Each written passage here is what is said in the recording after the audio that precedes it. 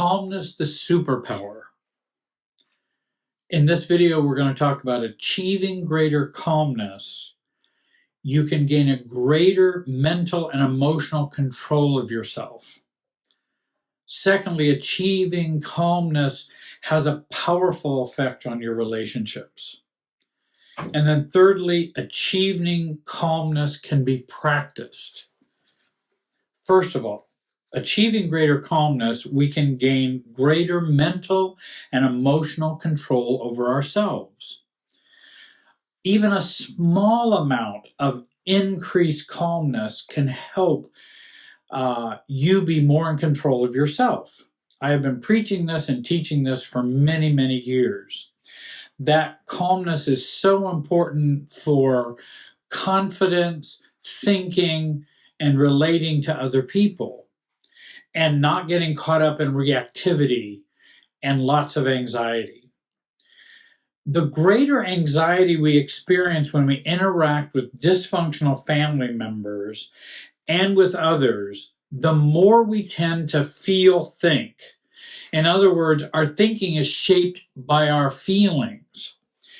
Or as some people call it, thinking with your feelings. Your thoughts are in the passenger seat, your feelings are in the driver's seat. Becoming more self-differentiated, becoming more mature, we need the thoughts in the driver's seat and feelings in the passenger seat. Feelings don't need to be ignored, discarded, or thought less of. We just don't want them to be in charge of what we're doing. And oftentimes in relationships, we get into trouble when the feelings lead the way rather than thoughts. Thoughtful thinking is more helpful in navigating how we interact with others versus feel thinking. Certainly, many of us need to begin to learn to identify and become aware of our true feelings, especially if we're in recovery, we've grown up in dysfunctional families. Often, we are guided by systems or unconscious feelings which control our responses and how we interact with others. Systems feelings are programmed into us from our family of origin and growing up. Then we feel, after we have these systems feelings, then we have the guilt, the shame, the hurt, and continue the role the way we operated in our family of origin. Oftentimes we have unconscious anxiety, which is part of the whole anxiety pool that's in our family of origin and also other generations that have been brought down to us. We have this pool of anxiety, and out of the anxiety comes guilt, shame, hurt, depending upon how we interacted with our family of origin. And thus we stay stuck in our roles and our reactivity, and everything just seems the same.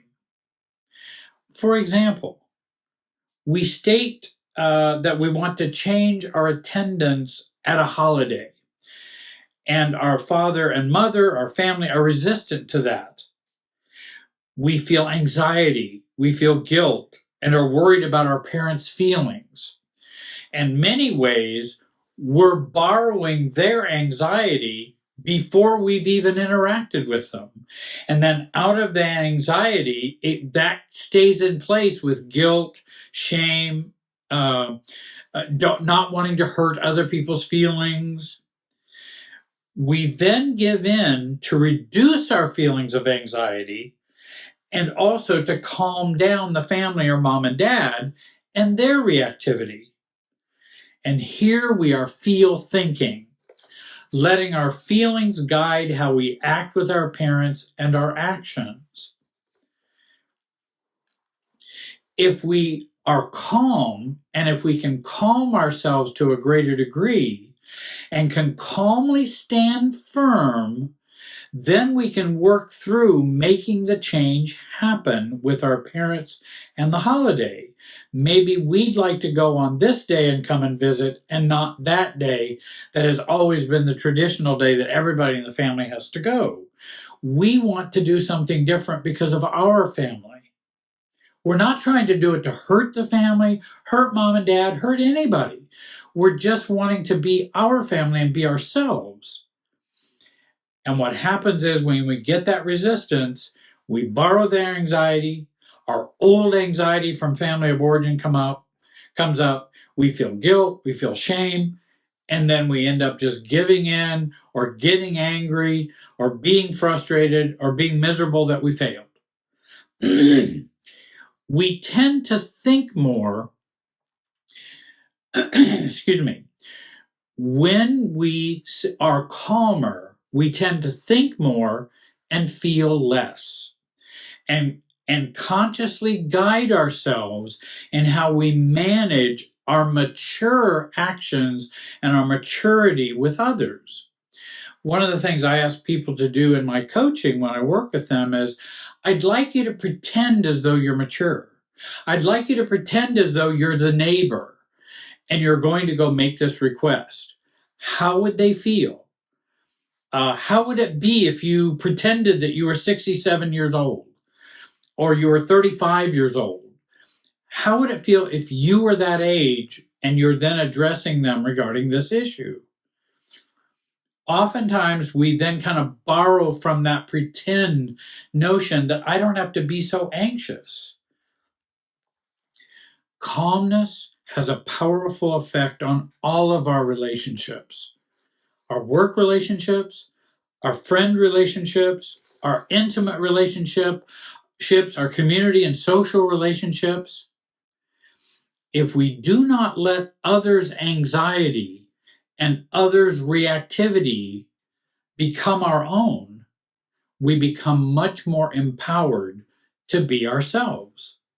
And we can often predict and plan on that resistance and their reactivity. We can plan that ahead and strategize. I'm not going to take that on. I'm going to be reasonable, calm, kind, accepting, and I'm going to be myself and assert what I wish. Andrea Shira, S-H-A-R-A, Shira, states in her book, Your Mindful Compass, logic is of little use when people are vulnerable to emotional guidance. If you're being guided by your emotions or this unconscious anxiety that often has come down through the generations, and every family has that emotional field. Every generation has passed on that emotional field. We can call them instincts. We can call them the lower brain. We can call it whatever you want to call it. And all of that's true. If that's guiding us, then logic is of little use, which is why it's so many times so difficult to change people's minds, because they're not thinking with their logic. They're thinking with their feelings. People that you'll ask them about, hey, what do you think about this political topic or that religious topic or whatever? Oftentimes, it doesn't matter what the logic is. It will not change their mind because it's happening from down here.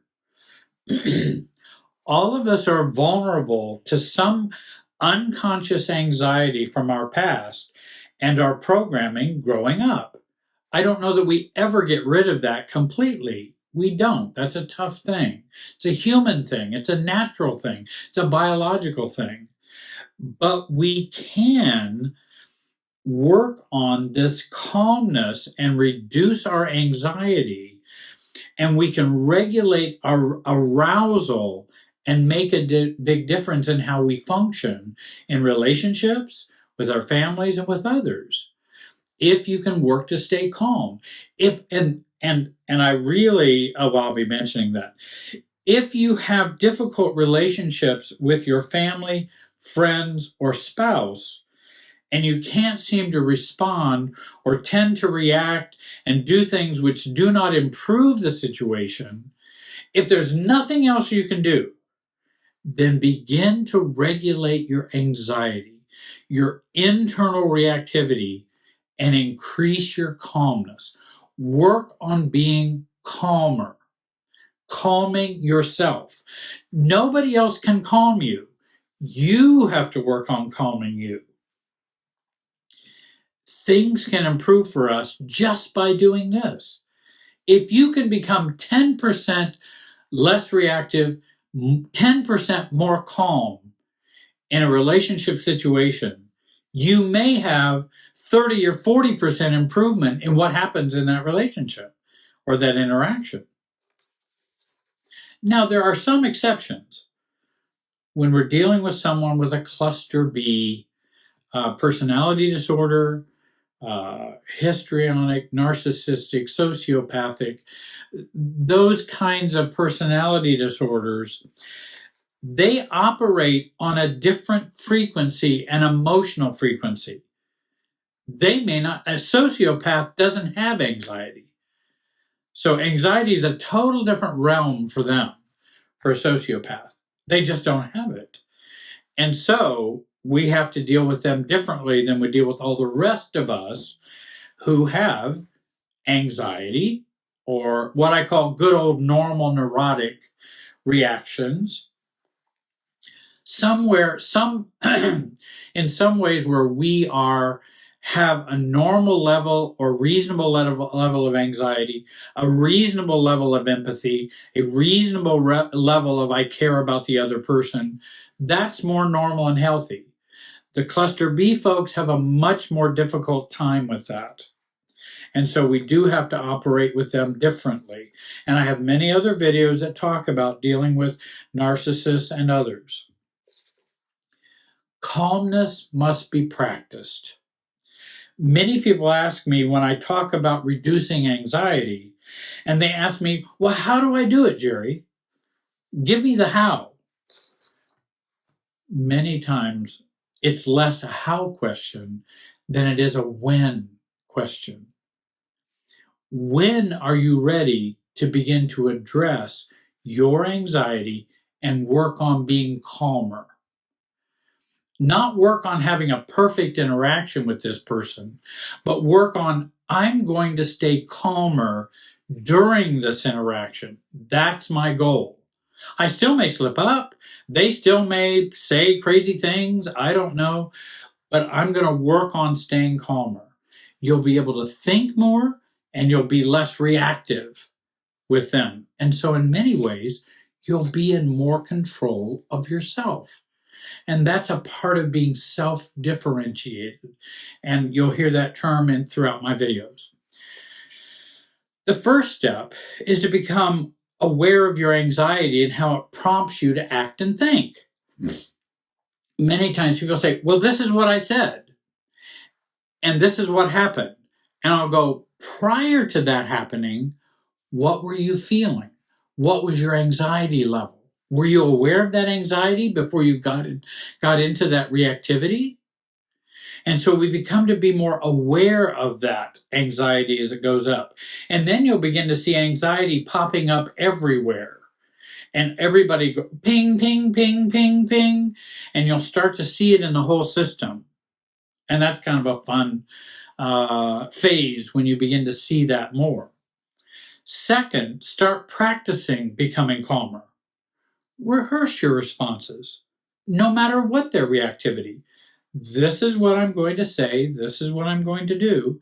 My job is to not worry about what they're doing on the other side of the tennis net. They're on the other side.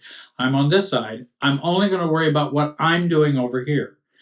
I'm expressing where I'm at or what I need or what I want, and I'm going to stay calm.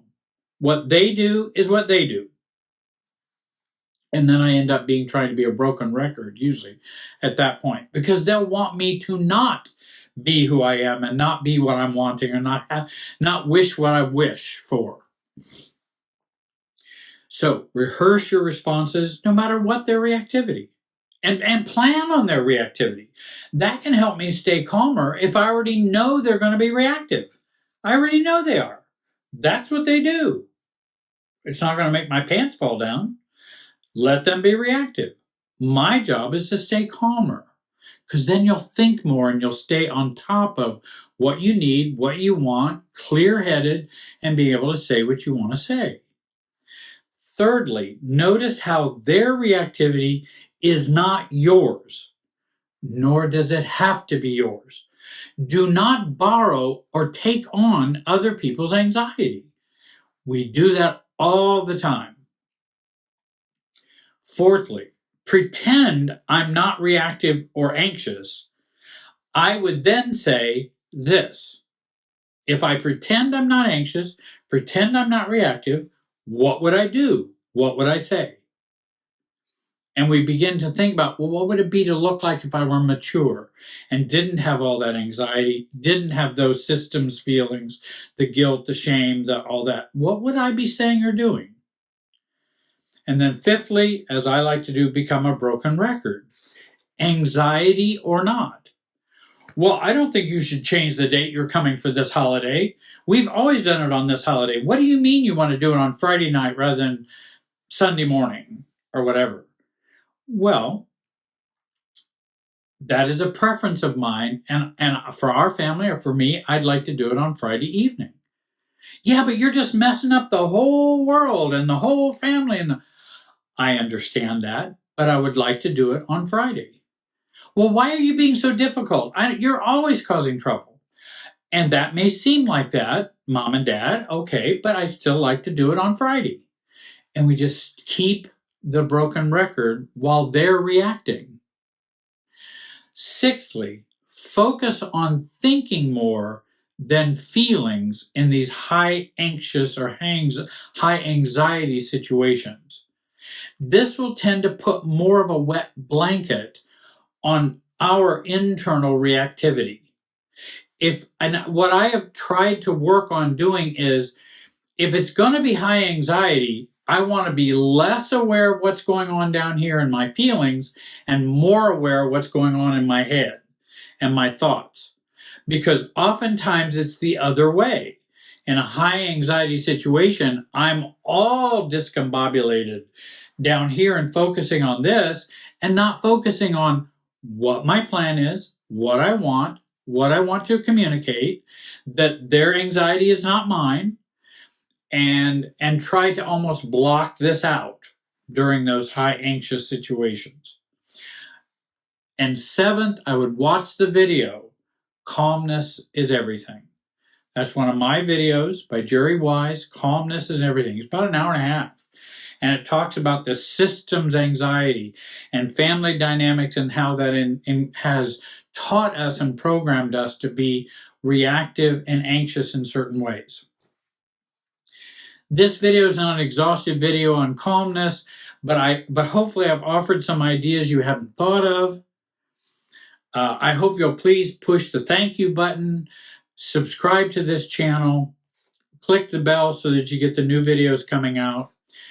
And I've got a 4-week experiential masterclass coming up. Go sign up on my website, which you can see down below. Log in and put in your email address so we can get you information about that.